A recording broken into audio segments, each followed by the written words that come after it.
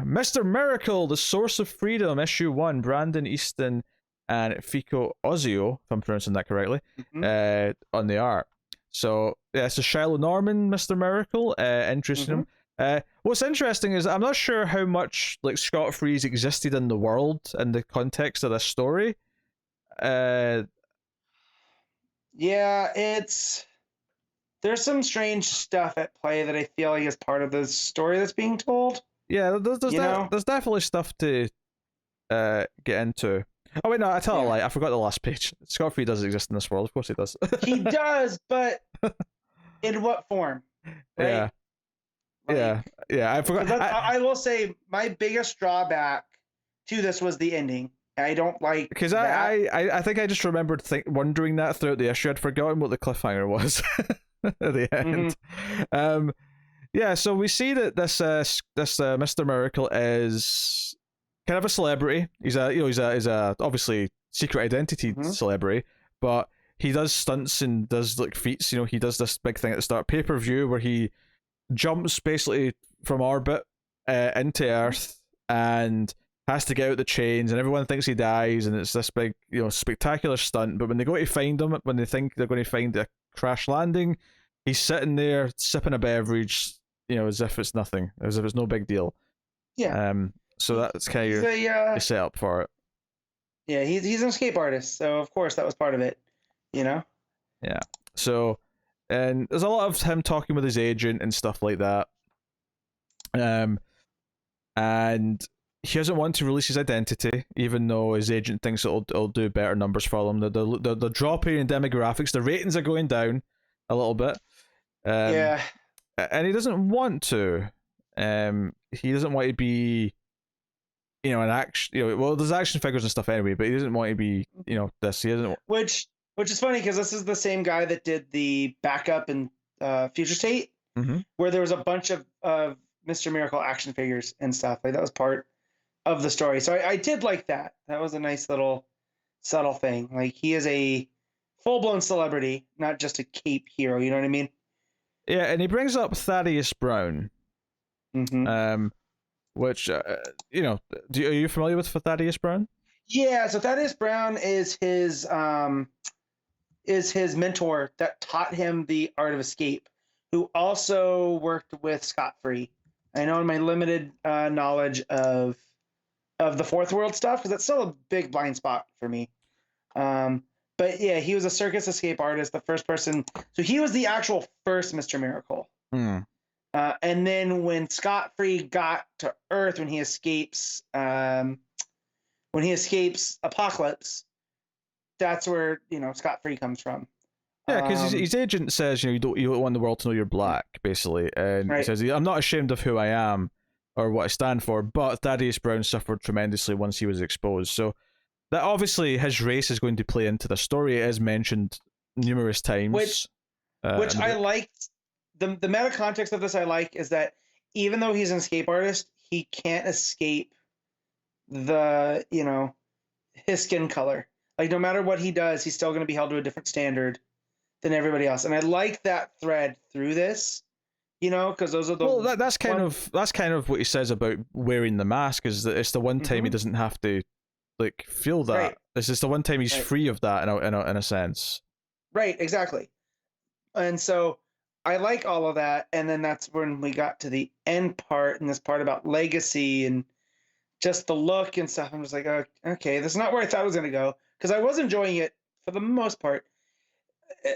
The dialogue and stuff's a little bit weird, because he meets a firefighter, right? I was going to say, you're skipping over the whole middle chunk of the book, which is him helping out at a fire, and he meets this firefighter who he seems to like quite a bit.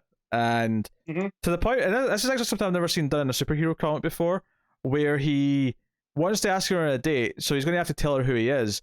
So he makes her sign an NDA to accept a date, which is I've never seen done in a comic before, which is really weird. And if that's a real thing, that's even weirder. Because they go, oh, movie stars do this all the time. Well, and it's like, I don't know if maybe they do it for details of their personal life, because everyone's so desperate. It's just to like, so they don't do like the gossip interview where they tell some magazine everything they know about them or whatever.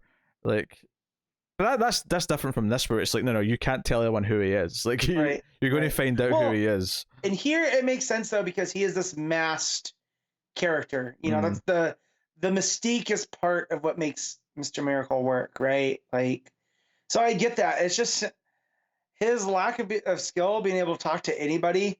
That page was so awkward, and I understand. I understand the point of it is to show how awkward of a person he is, but it just didn't land for me. You know, him going off about, you know, movies and, you know, demographics and, you know, the real money's in network TV and all this other stuff. It was real awkward. Yeah. Oh, before we get to the date though, yeah, because he does this TV interview and it doesn't go that well. There's like shitty like social media comments and stuff, and you know, again, his publicist, his agent, is trying to talk to him about, you know, it's not 1969. Things are better. And he's like, no, you're right. It's not 1969, but it doesn't really change anything. Like, things are still bad. He talks about how, you know, the elders in his community would hope that eventually the good white people will do the right thing eventually, but they all went to their graves disappointed. And, you know, it really hammers these themes. You know, it's not afraid to have the social commentary throughout there. It's definitely not an accident that when he's making this speech and there's a lot of like screens up like showing various news and video feeds, there's someone holding a sign saying "I can't breathe." Like, you know, the very specific political like reference that's making is not, I think, lost in most people. No. So yeah, so he goes to this date with the firefighter, and they kind of flirt a little bit, and it seems to be going fine. But yeah, like you say, there's this kind of thing where he keeps talking about basically his career and movie numbers and demographics and where you make money as a star. And then by the time you get to the bottom of the page and like time has passed because it's gotten dark, she's looking like so bored. And to be fair, I get why she looks bored. All he's doing is talking about himself in this really nitty gritty way. And then, you know, I was like, is there more to you than this? Like, is there anything else going on with you? And then this jerk goes, "Oh, I thought for a firefighter you'd be more interesting." And I was like, "Oh, bro." Yeah, he's so self-centered. It's, you know, I think it is actually very interesting to give as a character who immediately we're going to give flaws to. Yeah. We're going to give, you know. Yeah. Just the way it was handled. I didn't enjoy that. I didn't enjoy reading it like that because I was like, "Oh, this is kind of rough right now." But I get where it's coming from. But yeah. Yeah. And she storms off. He tries to, you know, call her back, say, "Oh, I'm sorry, let me, you know, explain. I've had a rough week," kind of thing. But yeah, it comes off as a really dickish moment, and it's kind of interesting to take that path with your character. Then you get to kind of the big thing where someone knows who he is because his apartment's been broken into, and the words "thief" have been written all over the walls. Someone calls him a ghetto hero. Sorry, that's also written on the wall. I don't know, it's the same person, obviously. Yeah. Just things written out, you know, liar, stuff like that. And then there's a couple of blasts of energy, and the big cliffhanger at the end is the true inheritor. So this guy shows up with he's got a bit of the yellow, green, and red on him, but he's also got silver. He's got like a super over the top mask and cape. Calls himself Navir Free. Says he's the child of Mr. Miracle and Barda, and he's the true inheritor of the Mr. Miracle mantle. So this is what's so weird about this is that if we didn't have the 12-issue Mr. Miracle book, I still wouldn't necessarily be like super in love with this necessarily, because it still feel like a bit of a cheap, you know, end of issue one cliffhanger or whatever. But because I loved that book so much, and it is by far the definitive like version of Mr. Miracle, and it's what I think about when I think of Mr. Miracle now, and the story of them having their child is so sweet that obviously this isn't the name that the kid has in that book, obviously, but no. So it's not even really meant to be the same character, but the idea that there's some deranged Mr. Miracle kid of Barda and Scott from the future or something showing up here to like fight this new Mr. Miracle. I don't know. Something about it just sort of made me go, okay. Yeah. Like, I wouldn't say I hate it. I'm not going to say that there's not possible like I stuff to come like from the it, but idea of the legacy and who's supposed to be able to have the mantle. That if it was meant to be passed down from father to son, yet here Shiloh Norman is using the Mr. Miracle mantle and stuff, and you can get into the whole race dynamics of that too, because here he calls him weak, stupid, and worthless, yet he doesn't know him, right? Like, so there's a lot of presumptions going on. it's interesting because he I mean, this character Naveer, he feels entitled to it because his father was scot free, but right. Shiloh was mentored by the same person that Scott took it from, and so Scott took it from a black man. So there is kind of this line here of this idiot, Naveer Free feels entitled to it, but arguably, like at the very least, Shiloh is equally like entitled to it because he was mentored by the original Mr. Miracle. But on top of that, arguably it should go back to a black person because it did come from a black person. Right. And this is this white asshole comes in here going, man, this belongs to me. Because he's entitled to it. And it's like, no, I have earned this. And so again, it's that whole race dynamic thing of what's earned and what's entitled and whatnot. So it fits the story. The dude's name is Naveer Free, which comes out to be Never Free, which tells me that he's really not the son of Scott Free, right? That's got anti-life equation written all over it. I don't know. I think the problem is, and there'll probably be more to it, and maybe some reveals that you say about who he really is, or there's the context for why he's acting like this, or whatever. But ultimately, I don't think I like the idea right now of Scott Free and Big Barda's kid being a dick. I don't think I like that idea right now because right now to me that's a baby.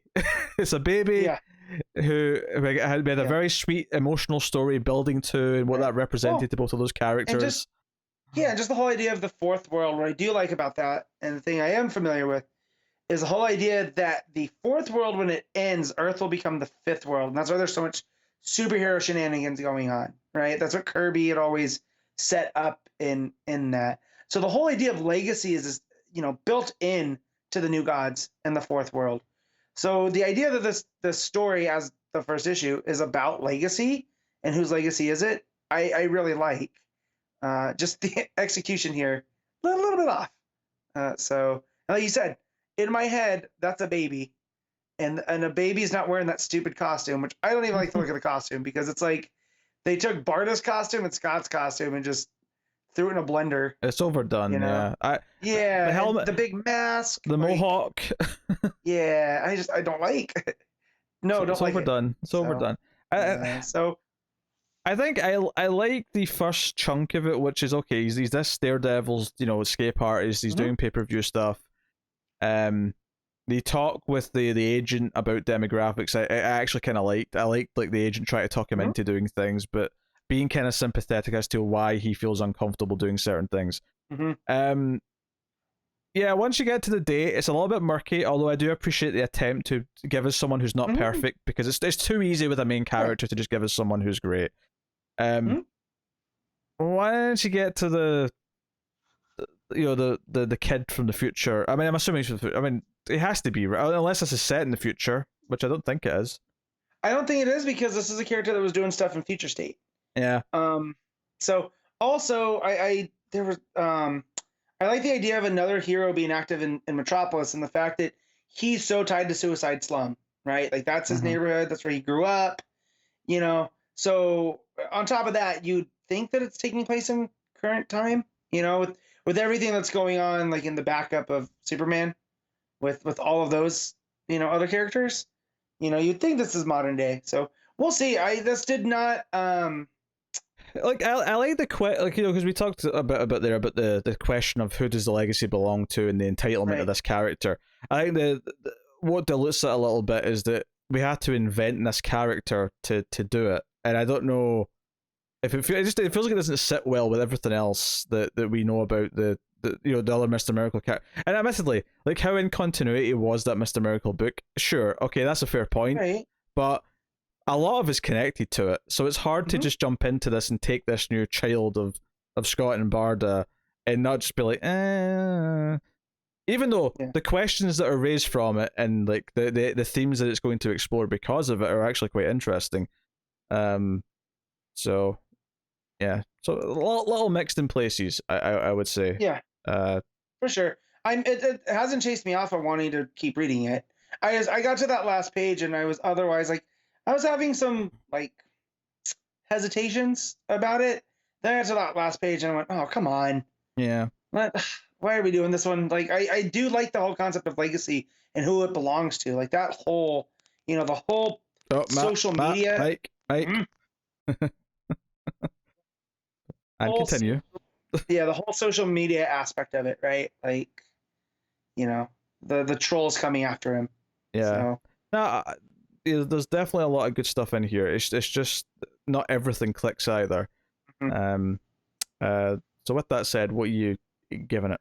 I'm gonna this is 7.5. Yeah, I was thinking 7. I think there's enough good in here that I'm excited about what it's going to explore. But we'll see how much it leans into this wackiness of this character at the end. Yeah. Before I get too complimentary. So yeah, and the art's solid, I'd say. Yeah. It's not the same artist. So the artist that does the covers did the backups in the future state. Mm-hmm. I much prefer, but this art's not bad. Like I'm not. No, it's a little bit more house style, but not super. Yeah. So No. if that makes sense.